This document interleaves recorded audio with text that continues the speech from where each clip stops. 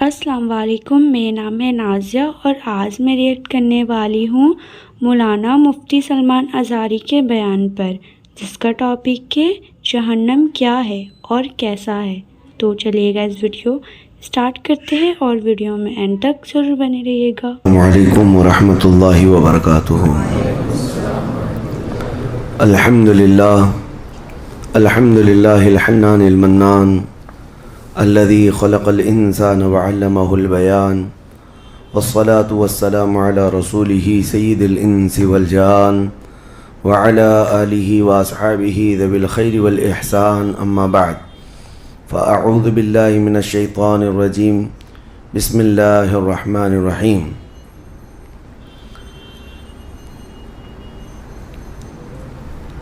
سأصلیہ سقر وما ادراک ما سقر، صدق اللہ مولانا العظیم۔ بارگاہ رسالت میں آپ صلی اللہ علیہ وسلم میں درود پاک کا ہدیہ پیش کریں۔ اللہم صلی علی سیدنا محمد معدن الجود والکرم وآلہ واصحابہ الکرام وابنہ الکریم وبارک وسلم صلاة دائمة سرمدا ابدا۔ رمضان المبارک کا آخری عشرہ ہے اور آپ تمامی حضرات اس بات سے بخوبی واقف ہیں کہ اس عشرے کو جہنم سے آزادی کا عشرہ کہا جاتا ہے، کہ اللہ تبارک و تعالیٰ اس آخری عشرے میں یعنی آخری 10 روز میں بے حساب لوگوں کو جہنم سے آزاد فرماتا ہے، اور نام کے ساتھ اعلان ہو جاتا ہے کہ فلاں کا بیٹا جہنم سے بری ہے، آزاد ہے۔ تمنا ہم بھی کریں کہ کاش ہمارا نام ان آزاد ہونے والوں میں شامل ہو جائے۔ عزیزان گرامی، جہنم کیا ہے اور اس سے آزادی مل جانا کیا یہ آسان چیز ہے؟ کیا ایک نارمل چیز ہے جس کو سننے کے بعد کسی کو خوشی نہ ہو؟ پہلے تو یہ پتہ ہونا چاہیے کہ یہ جہنم ہے کیا۔ اگر اس کے صفات اور اس کی تمام چیزیں بتا دیے جائیں تو جینے میں کڑواہٹ آ جائے۔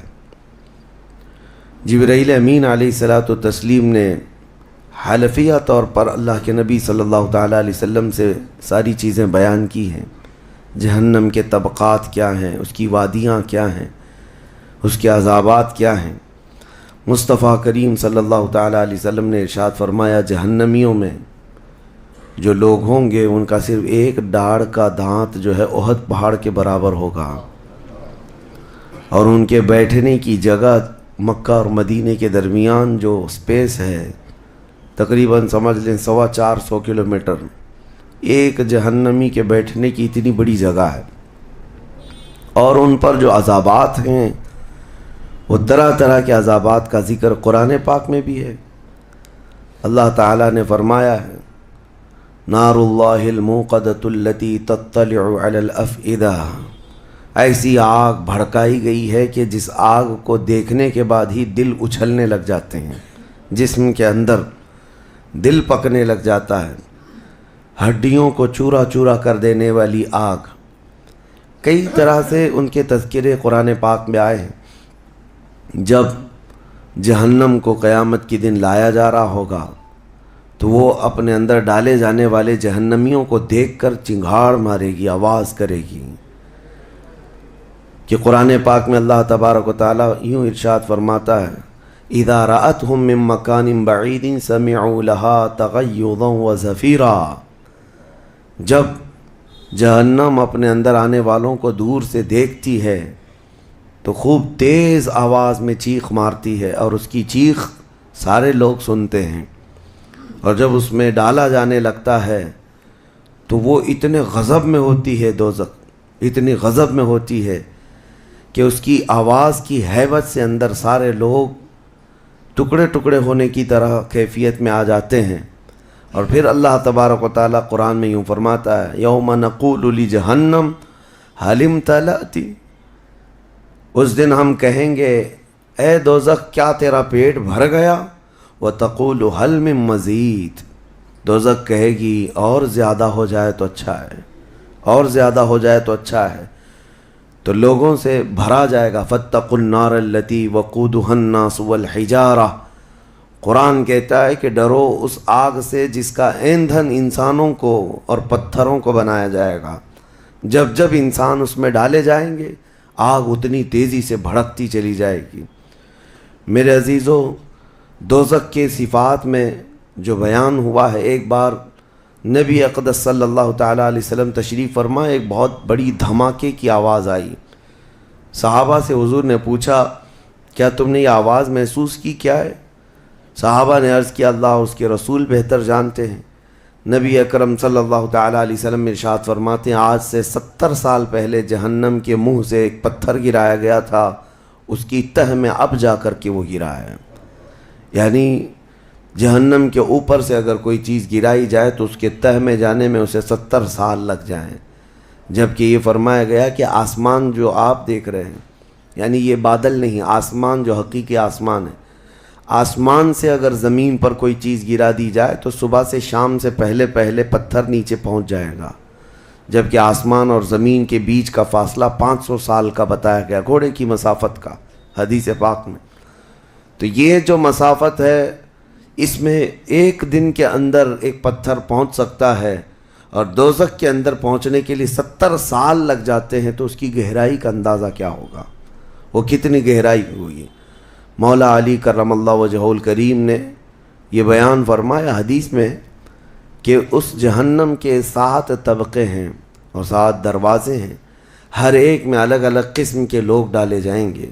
مشرکین کا دروازہ الگ ہے، منافقین کا الگ ہے، کفر کرنے والوں کا الگ ہے، اور اس کے علاوہ جو ہمیشہ رہنے والے تو یہ ہو گئے. پھر جو عذاب چکھنے والے ہیں، چغل خوروں کا دروازہ ہے، سود خوروں کا دروازہ ہے، زنا کرنے والوں کا دروازہ ہے، چوروں کا دروازہ ہے.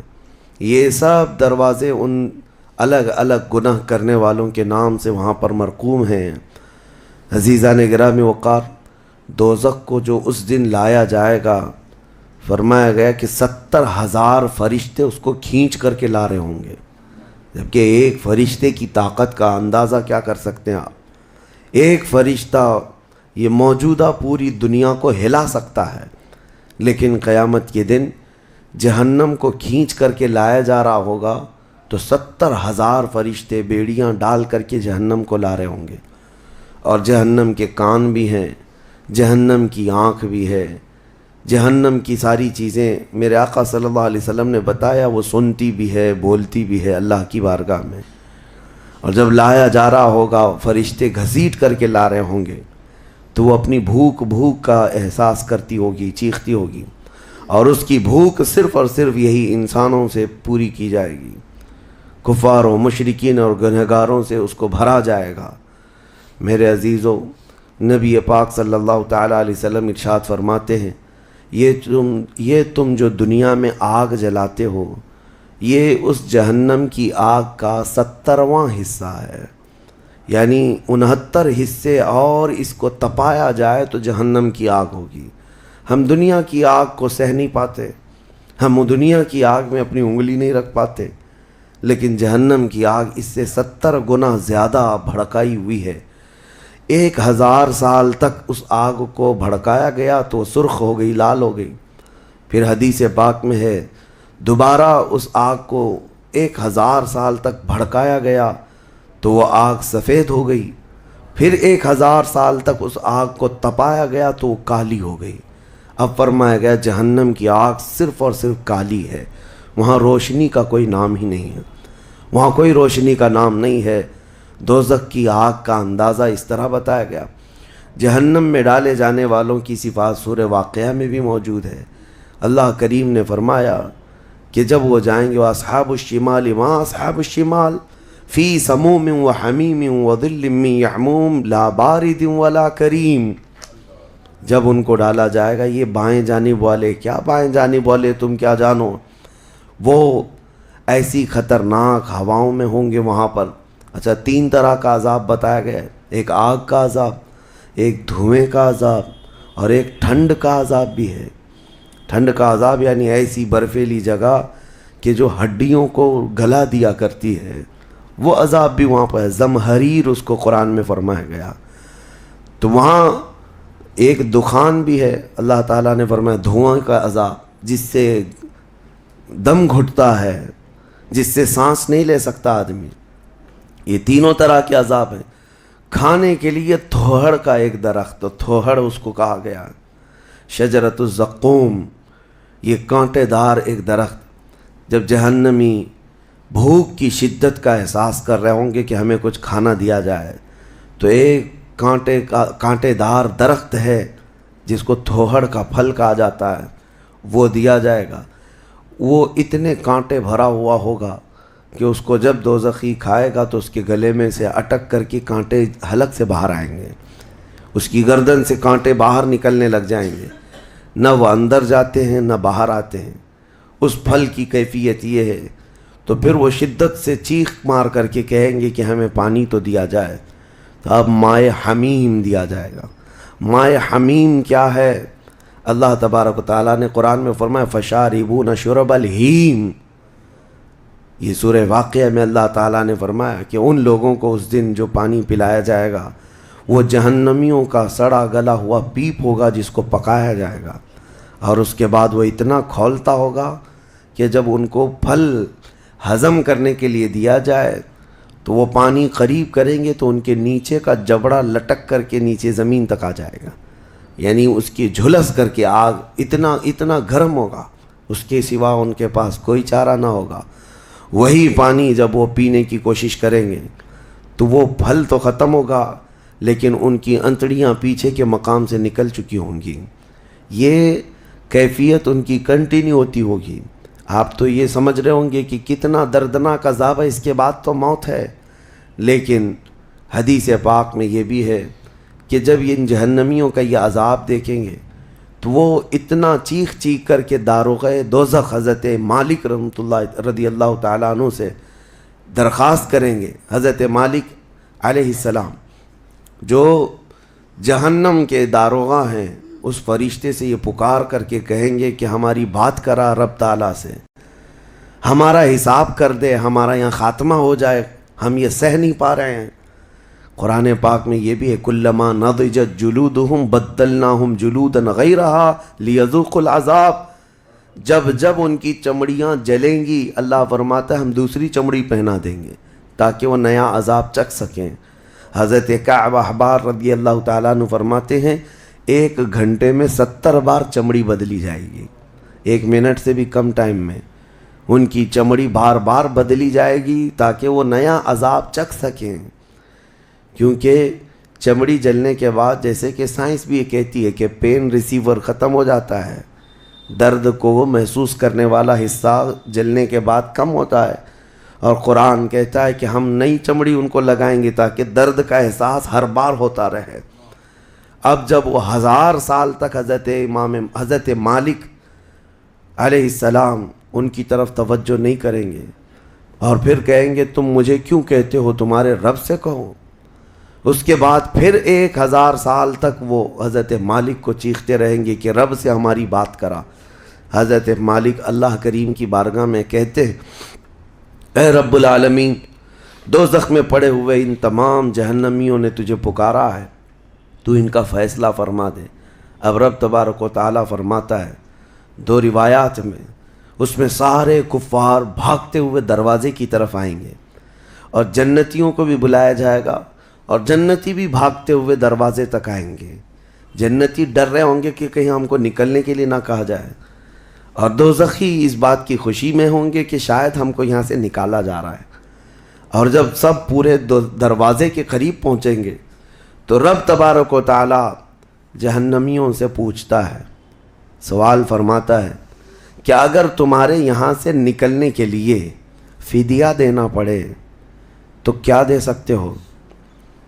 تو وہ کہیں گے کہ جتنی بڑی دنیا ہم چھوڑ کر کے آئے، دنیا میں جو کچھ بھی نعمتیں تھی، جتنا مال تھا، جتنا سونا چاندی، پوری دنیا، مولا اگر یہ دینے کی ہماری طاقت ہو تو ہم وہ سب دے کر کے جہنم سے نکلیں گے، پوری دنیا دے کر کے ہم تیرے دوزخ سے نکلیں گے. تو رب تعالیٰ فرماتا ہے میں نے تو اتنا بڑا حکم تم کو دنیا میں نہیں دیا تھا، میں نے تو صرف تم کو ایمان لانے کا کہا تھا، اور تم نے کفر کر کے اتنی بڑی سزا کو اپنے اوپر مسلط کیا.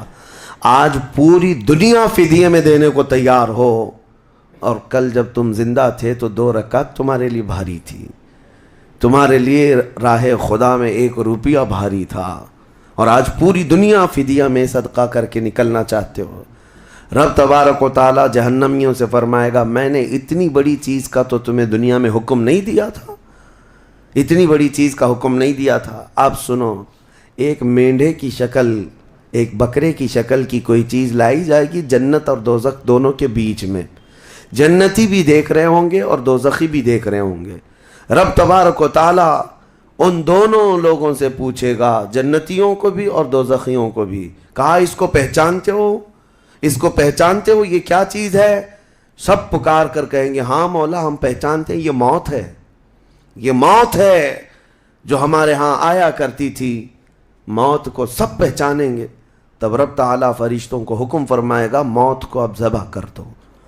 موت کو سب کے سامنے ذبح کر دیا جائے گا، ایک مینڈھے کی شکل کی چیز لا کر کے، اور رب تعالیٰ اس وقت فرمائے گا اب نہ جنتیوں پر موت آئے گی نہ دوزخیوں پر موت آئے گی، موت ہے ہی نہیں۔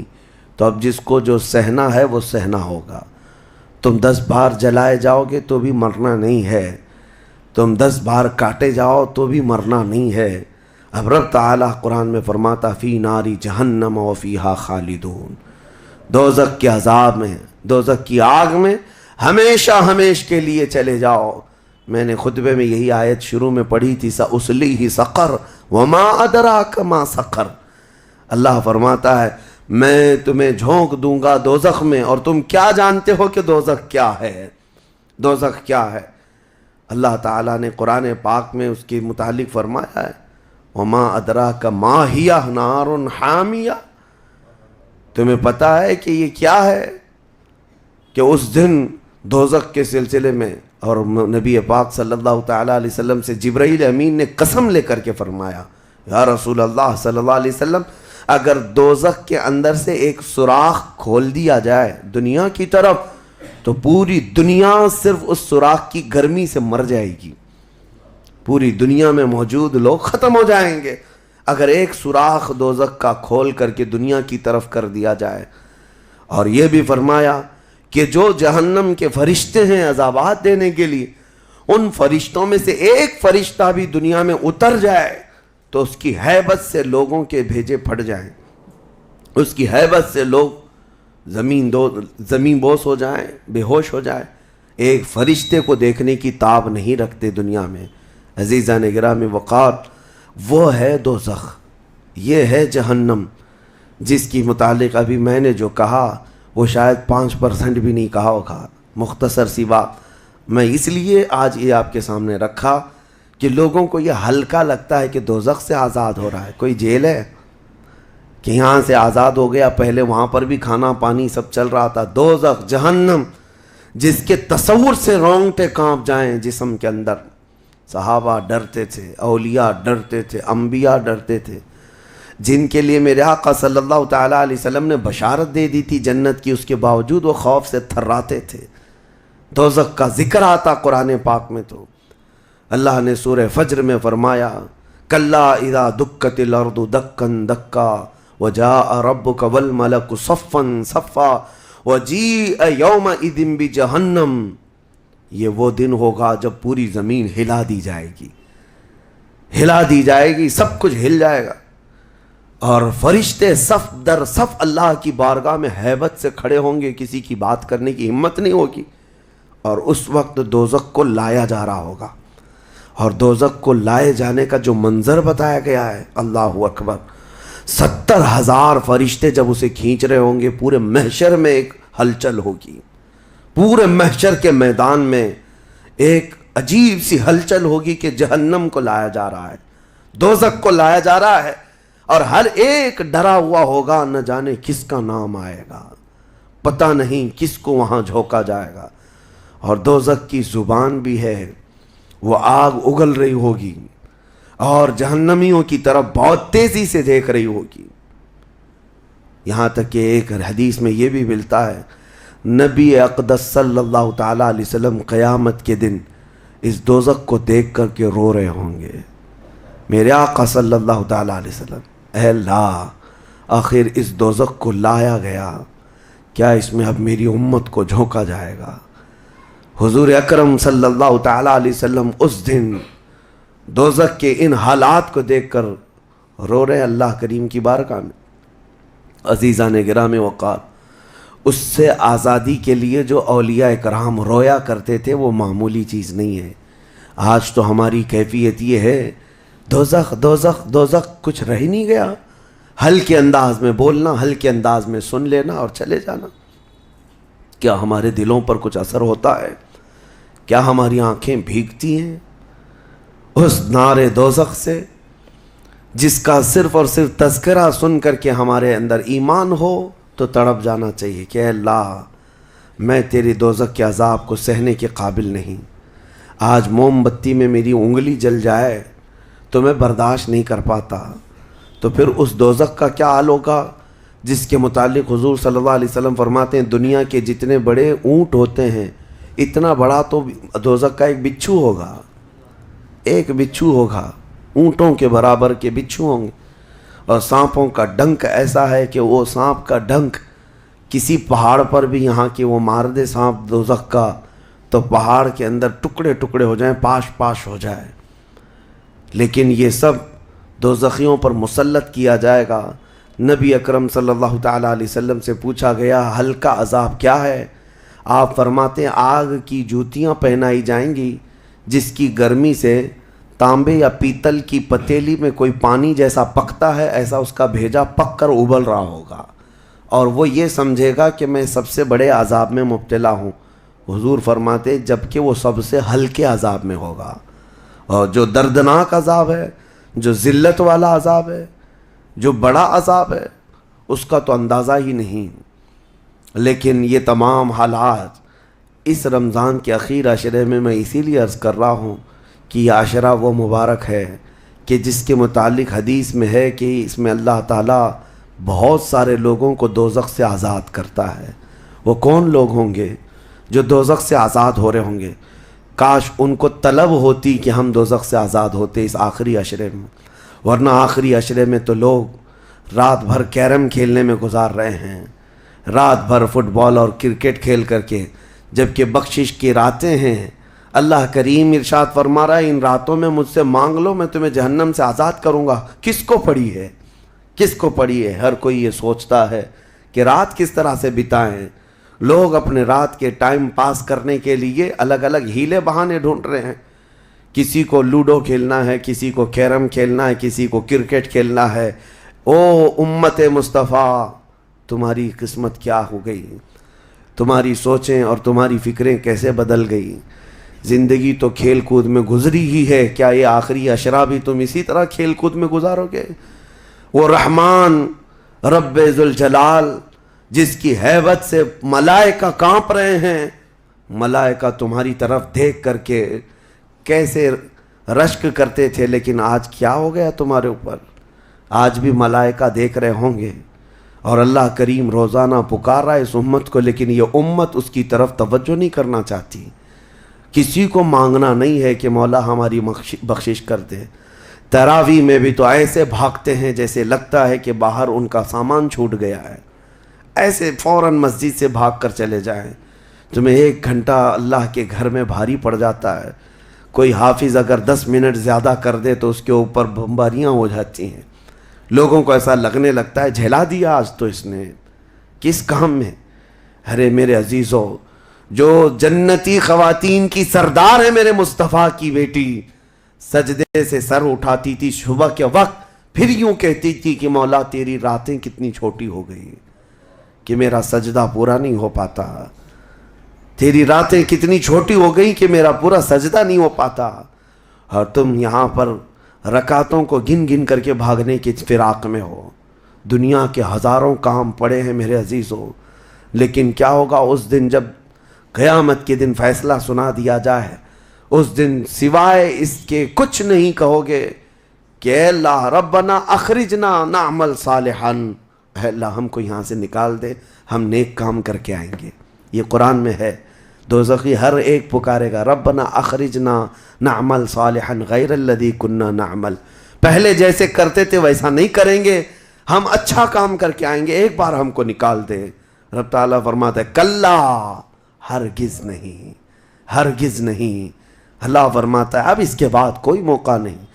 اور جہنم کا دربان خود ان سے پوچھتا ہے الم یاتیکم نذیر، کیا تمہارے پاس کوئی ڈر سنانے والا آیا نہیں تھا؟ وہ کہیں گے قالوا بلا، ہاں آیا تو تھا، آیا تھا، ہم کو دوزخ کے متعلق بتایا تھا۔ فکذبنا وقلنا ما نزل اللہ من شیء، ہم نے تو جھٹلا دیا تھا، ہم نے تو کہہ دیا تھا کہ اللہ کی طرف سے کیا چیز آئی ہے۔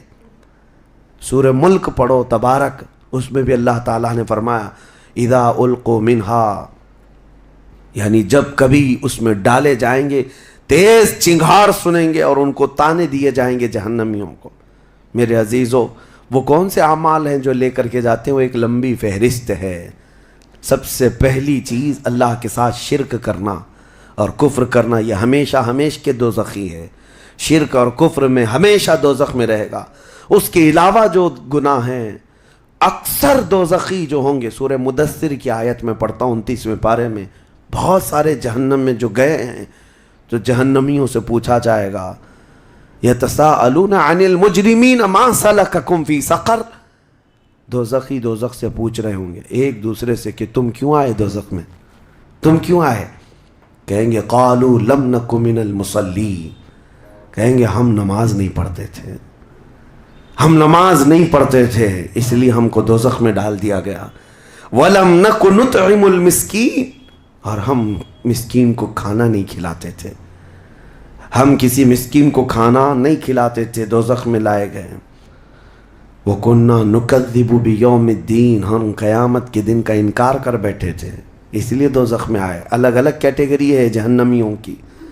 میرے عزیزوں، بات طویل ہے لیکن میں صرف اتنا احساس دلانا چاہتا ہوں، جب تمہارے پاس اتنا حسین موقع آ گیا، خاص کر دیا گیا کہ یہ عشرہ دوزخ سے آزادی کا عشرہ ہے، تو کیسے دوڑنا چاہیے، کیسے بھاگنا چاہیے طلب میں کہ اے مولا میرا یہ کمزور جسم گناہ آلود ضرور ہے، نفس امارہ کا شکار ضرور ہے، لیکن مولا تیری وحدانیت کا قائل ہے، تیری ربوبیت اور تیری عظمت کے پکار سے ہی میں زندہ رہا۔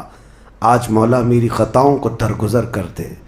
ایک بار بھی اگر تم اس کے سامنے روئے تو جانتے ہوگا کیا، قیامت کے دن جب دوزخ کی آگ بھڑک کر کے امت مصطفیٰ کی طرف آ رہی ہوگی، میرے آقا فرماتے ہیں امتی دوڑ دوڑ کر کہہ رہے ہوں گے ہم نمازی تھے، کوئی کہہ رہا ہوگا ہم حاجی تھے، کوئی کہہ رہا ہوگا ہم خیرات کرنے والوں میں سے تھے۔ جہنم کی آگ رکتی نہیں ہے، تیز بڑھتی چلی جاتی ہے۔ جبرائیل امین علیہ السلام ایک پیالہ پانی کا لا کر حضور کی بارگاہ میں دیتے ہیں، عرض کرتے ہیں یا رسول اللہ یہ اس آگ پر آپ چھڑک دیجئے۔ نبی پاک صلی اللہ تعالیٰ علیہ وسلم اس پیالے پر جو پانی تھا اس سے آگ کے اوپر چھڑکتے ہیں تو آگ ٹھنڈی ہو جاتی ہے، کافی دور چلی جاتی ہے، امت بچ جاتی ہے۔ حضور پاک صلی اللہ علیہ وسلم ان سے پوچھتے ہیں اے جبرائیل یہ کون سا پانی ہے؟ جبرائیل کہتے ہیں یا رسول اللہ آپ کی امت کے وہ لوگ جو تنہائی میں اپنے رب کو یاد کر کے روتے تھے، ان کے آنسوؤں کا پانی میں نے جمع کر لیا تھا۔ یا اللہ کریم کو بڑا پسند ہے وہ آنکھوں سے نکلا ہوا قطرہ، میں نے آپ کی امت کے ان خشیت ربانی میں رونے والوں کے آنسوؤں کو جمع کیا اور آپ کی بارگاہ میں آج پیش کر دیا۔ اسی لیے فرمایا گیا کہ خوف خدا سے رونے والی آنکھ کو اللہ تعالیٰ دوزخ میں نہیں جلاتا، دوزخ میں نہیں جلاتا۔ ایک آنسو کا قطرہ دوزخ کی آگ کو ٹھنڈا کرنے کے لیے کافی ہے، لیکن جب دل سخت ہو جائے تو کہاں کا آنسو، کون سے آنسو؟ جب دل پتھر کی طرح ہو جائے تو کون سے آنسو؟ ہم کو کس بات کی پڑی ہے؟ ہاں اگر 4 روپیہ گم ہو جائیں تو آنکھیں رونے لگ جاتی ہیں۔ دیکھو ابھی اگر تمہارا موبائل، گھڑی، پرس گم ہو جائے تو رونے لگ جاؤ، گھر میں کسی کے ساتھ کچھ ہو جائے تو رونے لگ جاؤ۔ دنیاوی چیزوں میں تو ہمارا دل لگا ہوا ہے، ہماری آنکھیں بہتی بھی ہیں تو دنیا کے کھونے پر رونا، دنیا کے جانے پر۔ ہماری اولاد بھی دنیا ہے، ہماری بیوی بھی دنیا ہے، ہمارے ماں باپ، یہ ساری دنیا ہے جن کے غم میں تو ہم رو لیتے ہیں۔ لوگوں یہاں تو ہم نے دیکھا ہے جھوٹی دوستی ہے، جھوٹی دوستی ہے کسی دوست کی دوری پر ہی پتہ نہیں کتنے کتنے دن روتے ہیں، جبکہ وہ دوست نہ تمہاری قبر میں بیٹھنے کو تیار ہے نہ حشر میں تمہاری شفاعت کے لیے تیار ہے۔ ہم ایسوں کے لیے تو روتے رہ گئے، لیکن جو تمہارے لیے جان سے زیادہ قریب رسول ہے، قیامت کے دن انا لہا پکار رہا ہو، اس رسول کے لیے ہم کب روئے تھے؟ اس رسول کے فراق میں ہم کہاں روئے؟ یہ ہم لوگوں میں سے تھوڑی نہ ہے، وہ الگ لوگ تھے جنہوں نے پکارا تھا تنم فرسودہ جہاں پاراز ہجراں یا رسول اللہ، اے اللہ کے رسول آپ کی جدائی کے غم میں میرا تو جسم پھٹا جا رہا ہے۔ وہ الگ لوگ تھے، وہ الگ لوگ تھے۔ آج ہمارے غم کے آنسوں کسی اور کے لیے ہو جاتے ہیں، اسی لیے بدلو میرے عزیزوں، آخری عشرہ ختم ہونے سے پہلے اپنے آپ کو اللہ کے حوالے کر دو، اور کیوں کہو کہ مولا اب ہم میں سے کسی کو یہ نہیں معلوم کہ یہ عشرہ ختم ہونے کے بعد ہماری زندگی میں دوسرا رمضان رکھا بھی ہے یا نہیں پتا۔ اس رمضان کا چاند ختم ہو جائے، شوال آتے ہی یہ ساعتیں ختم ہو جائیں گی آپ کی، اس کے بعد ایک جمعہ بچ گیا آپ کے پاس، آخری جمعہ، یہ ایک ہفتہ رہ گیا، اور اس کے بعد رمضان ختم ہوگا، اور کوئی گارنٹی نہیں ہے اگلا رمضان تم دیکھو گے۔ پچھلے رمضان جنہوں نے میرے سے مصافحہ کیا تھا، جو میرے ساتھ بیٹھے تھے، آج وہ قبرستان میں ہیں، میں جانتا ہوں، میں جنازہ اٹھایا ہوں، میں نے جنازہ پڑھا ہے، جو رمضان المبارک میں بالکل صحت مند تھے، لیکن اس رمضان تک ان کی زندگی نہیں رکھی گئی تھی، وہ جا چکے۔ لیکن میں کہتا ہوں جانا تو مجھے بھی ہے، جانا تو آپ کو بھی ہے۔ ہم میں سے یہ نہیں معلوم کہ آخری رمضان کو ہم قدر کے ساتھ گزاریں یا اسی طرح بے قدری میں گزارتے ہیں۔ میں بچوں سے کہتا ہوں یہ پلان کرنا، یہ منصوبے کرنا چھوڑ دو۔ آج کی رات کتنی گپیں لگائیں گے، آج کی رات کتنا کھیلیں گے، آج کی رات ٹائم کیسے بتائیں گے۔ میرے عزیزو، آج کی رات سوچو یہ کہ میرے مولا کو کیسے مناؤں گا۔ ہر رات یہ سوچو کہ میرے رب کو آج کیسے میں مناؤں، وہ کن الفاظ سے مانتا ہے، وہ کن باتوں سے رب تبارک و تعالیٰ خوش ہوتا ہے۔ اس تمنا اور اس فراق میں رہو۔ بہرحال اللہ کریم کی بارگاہ میں یہی دعا کرتا ہوں کہ مولا ہم اگرچہ تیری جنت میں جانے کے قابل نہیں، لیکن مولا تیری دوزخ کا عذاب سہنے کے بھی قابل نہیں۔ بس مولا بات اتنی سی ہے، تو اگر فضل کر دے تو ہم گنہگار بھی تیری جنت میں داخل ہو جائیں گے۔ الہی لست للفردوس اہلا ولا اقوى على نار الجحیم فاغفر ذنوبی بفضل جودک یا اللہ، فاغفر ذنوبی بفضل جودک یا اللہ، وآخر دعوانا الحمد للہ رب العالمین۔